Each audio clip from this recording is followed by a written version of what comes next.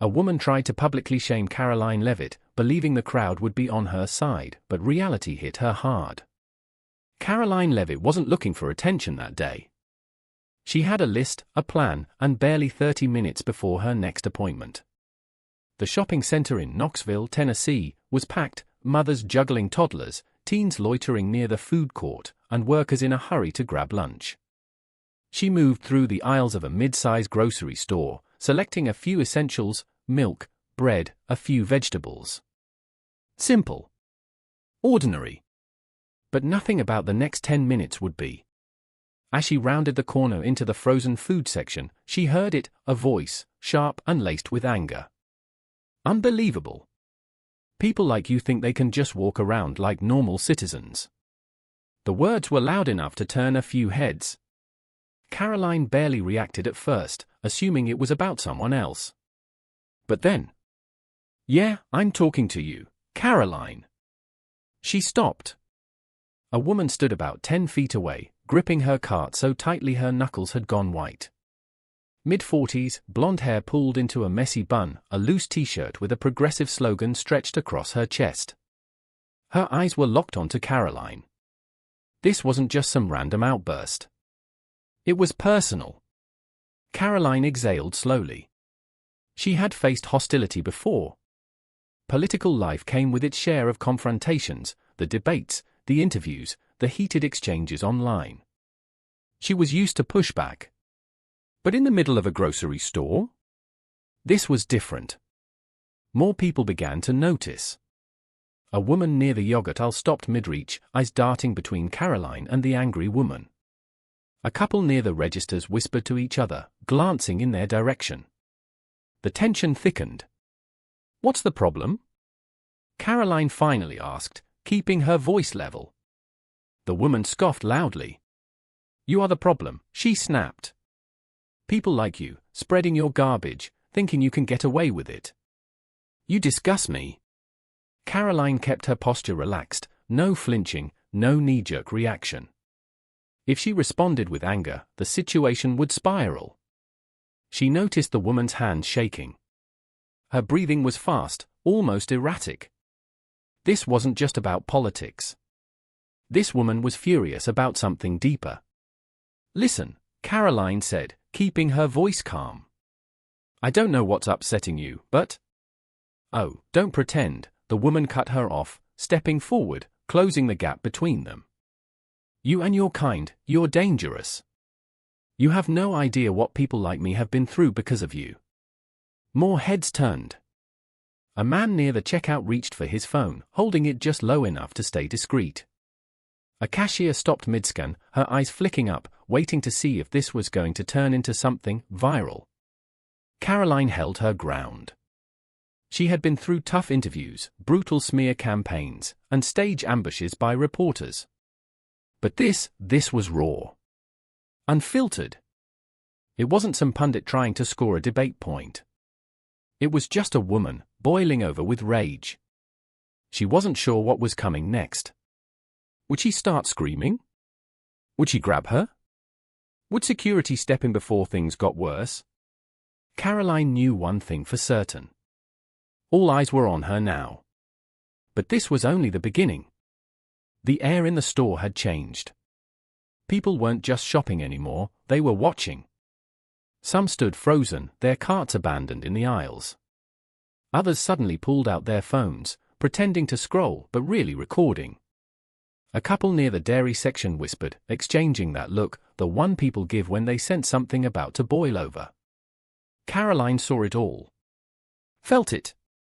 The weight of their eyes. The anticipation in their silence. The woman, still gripping her cart, took another step forward. "People like you are ruining this country," she spat, her voice rising. "You act like you're so smart, so righteous, but you're nothing but a fraud. A danger to democracy." Karoline didn't move. Her heart beat steady, but her mind raced. This woman wanted a reaction. She wanted Karoline to snap back, to feed the flames. That wasn't going to happen. "I understand that you're upset," Karoline said, her tone controlled.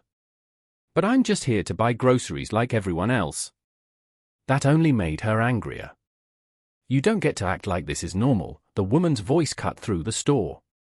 People flinched. A mother near the bakery pulled her child closer.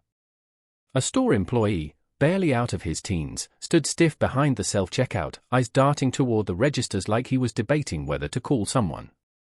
The woman's hands trembled as she pointed a finger. "You don't get to pretend you're just some regular person after everything you've done." A sharp silence followed. Karoline could feel it shift. The tension wasn't just between her and this woman anymore. It had spread. People in the store weren't just watching, they were feeling the weight of it too. Some nodded subtly, agreeing with the woman's anger. Others looked uncomfortable, as if realizing they had unknowingly stepped into something much bigger than a quick grocery run. Then the woman lunged forward. Not a full attack, but close. Her hands didn't make contact, but they came too close, too aggressive. A foot closer, and it would have been physical. Gasps rippled through the store. A man near the floral section, wearing a crisp blue button-up, stepped forward like he was ready to intervene. A woman behind Karoline muttered, "Oh, this is bad." Someone's phone definitely recorded that moment. Karoline still didn't move. She could have stepped back, raised her hands, given the crowd a reaction. But instead, she locked eyes with the woman. "I'm not afraid of you," Karoline said, her voice steady. The woman's face twisted. For a moment, it looked like she might lose control completely. Her breath hitched, her shoulders shook, and her fists clenched at her sides. Then, just as quickly, doubt flickered in her eyes. She expected a fight, expected yelling, expected Karoline to break. Instead, she was standing there calm as ever. Someone near the register spoke up. A man, mid-50s, grey hair, arms crossed. His voice cut through the air. "This ain't the place for this, lady." The woman's head snapped toward him.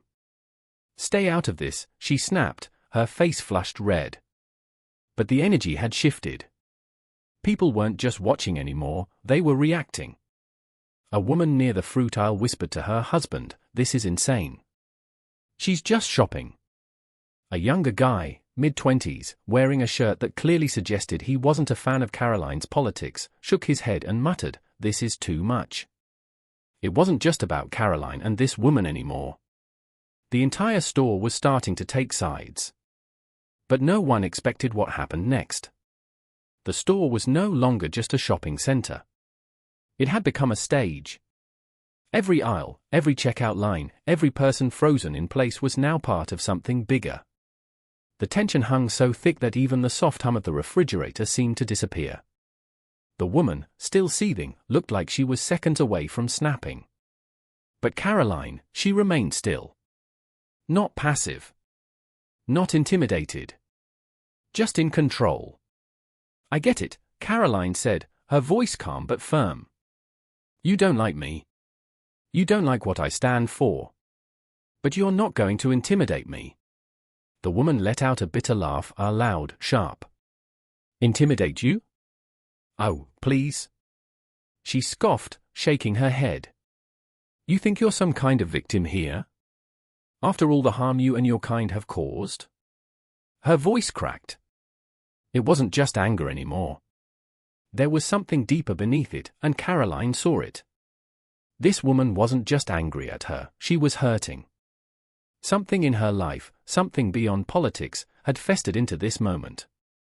Karoline could have fought back, could have embarrassed her, could have torn her apart with words that would have sent social media into a frenzy. She had the platform, the experience, the skill. But she didn't. Instead, she tilted her head slightly and asked, genuinely asked, "What are you really mad about?" The woman flinched. For a second, just a second, she looked off balance.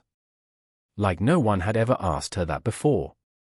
Like no one had ever really seen her. Her mouth opened, then closed. She blinked. Her hands, which had been balled into fists, loosened just a little. The store was silent. Even the cashiers had stopped working. The only sound was the low hum of the overhead lights and the distant beep of a register that someone had forgotten to mute. Karoline took a step forward. Not in aggression. Not in defense. Just in understanding. "I mean it," she said, softer this time. "I don't think this is about me." The woman's breath hitched. For a moment, it looked like she might crumble, like whatever was buried beneath her rage was about to come pouring out, right there in the middle of the frozen food section. But then she stiffened. Her face hardened, her anger snapping back into place like armor. She wasn't ready. "You don't get to turn this on me," she spat. Karoline didn't react. Didn't push. Didn't argue. Just let the moment sit. And for the first time, the crowd shifted. The same people who had been waiting for a spectacle now saw something else. They saw a woman unraveling. They saw Karoline standing in front of her, not as a politician. Not as a talking head. Just as a person.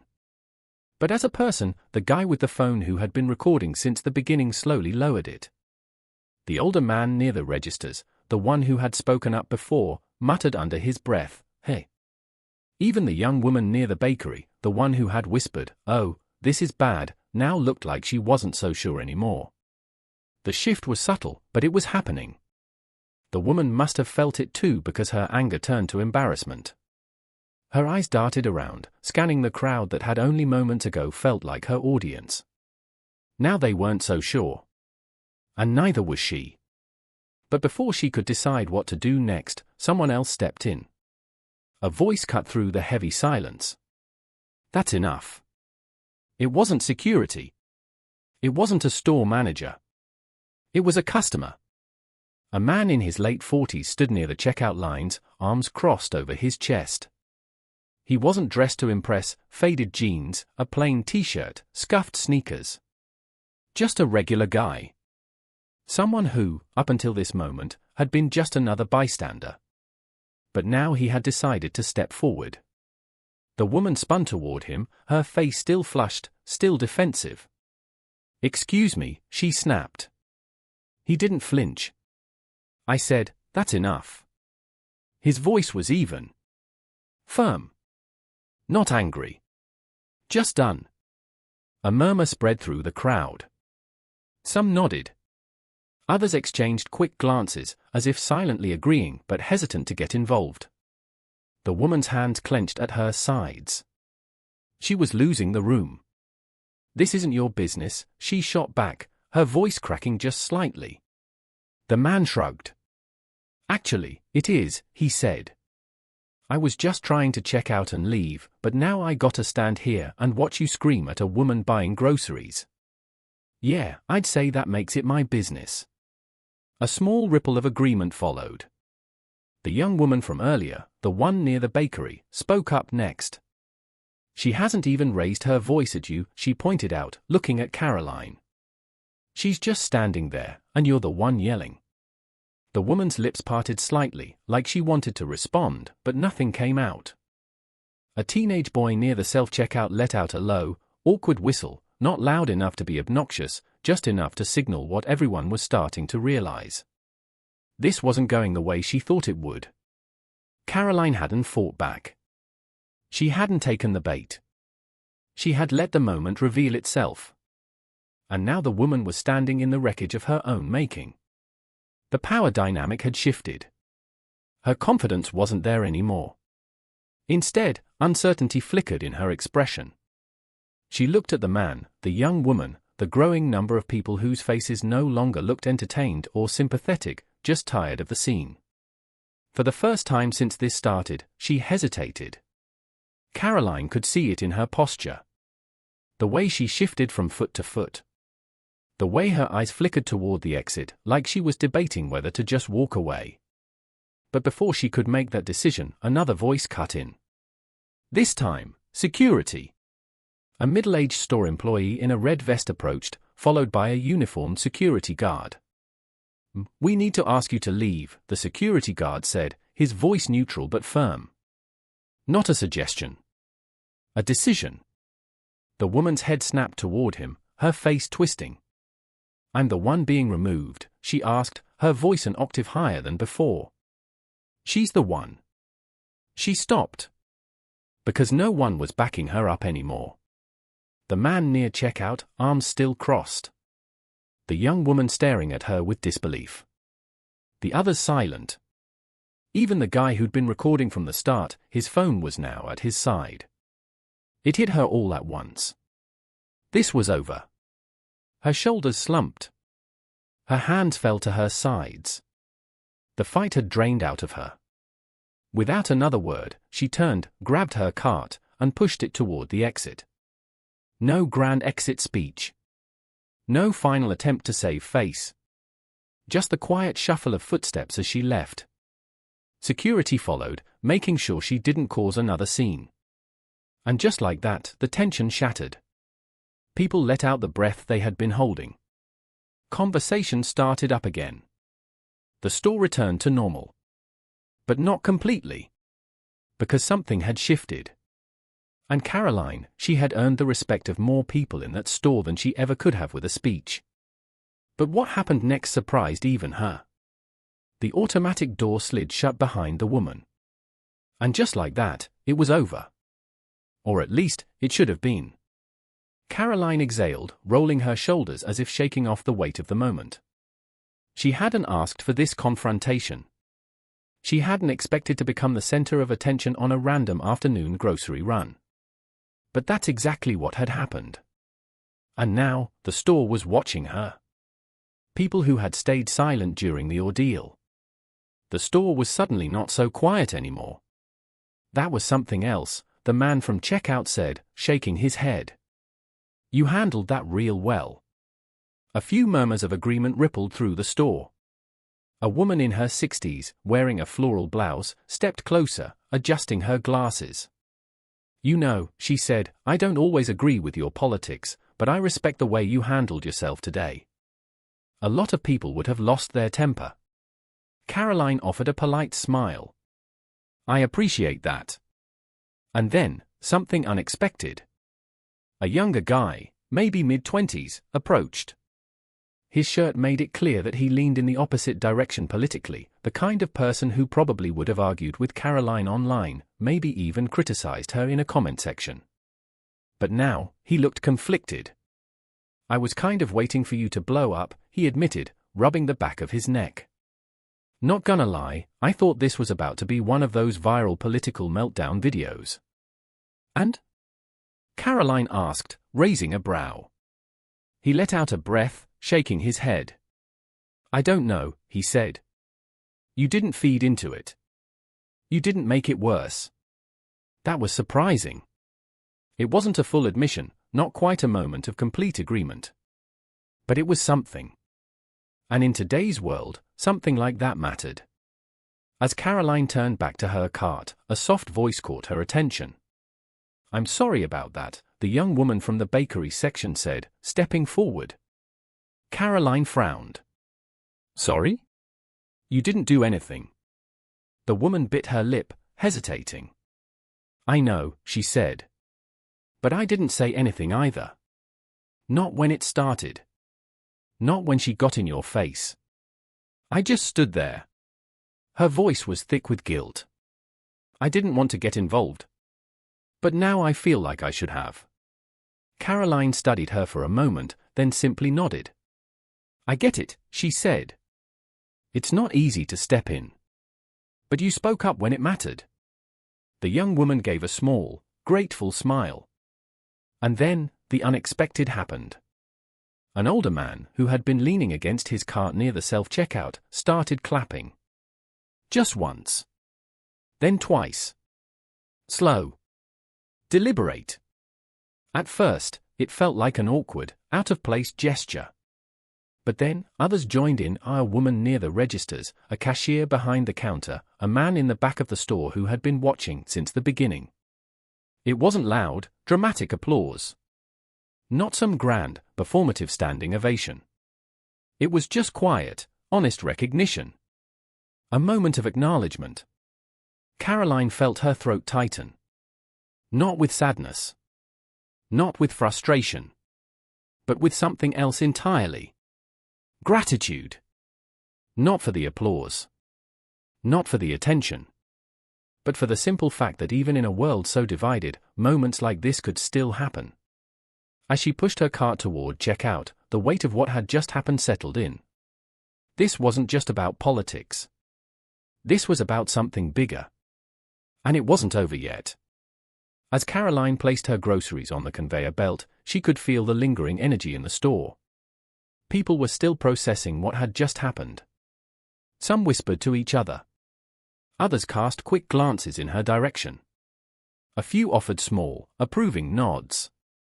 The woman at the register, a young cashier with a name tag that read Sophia, scanned her items in silence for a moment before speaking. "I saw everything," she said quietly. Karoline met her eyes. Sophia hesitated, glancing around to make sure no one was listening too closely. Then, she leaned in just slightly. "People don't talk to each other anymore," she said. "They just fight. Scream. You could have done the same. But you didn't. That was different." Karoline offered a small smile. "I just didn't see the point in adding more fire to an already burning building." Sophia's lips pressed together. She got it. The receipt printed, and as Karoline reached for it, Sophia spoke again. This time, louder. "You changed at least one mind today," she said, offering a small, knowing nod. Karoline paused for a moment, then took the receipt with a quiet, "Thank you." But as she turned to leave, she caught something out of the corner of her eye. The same young guy from earlier. The one who admitted he had expected a meltdown. He was standing near the exit, watching her. And then, before she could step outside, he called out. "Hey, Karoline!" She turned. He hesitated, then shrugged. "I still don't agree with you," he said. Karoline smirked. "I didn't think you would. After 20 minutes in a grocery store?" He chuckled, sighed, scratched the back of his head. "But I respect you," he admitted. "Didn't expect that today either." For the first time since the confrontation began, Karoline truly smiled. Because that was worth more than any debate, any argument, any viral moment.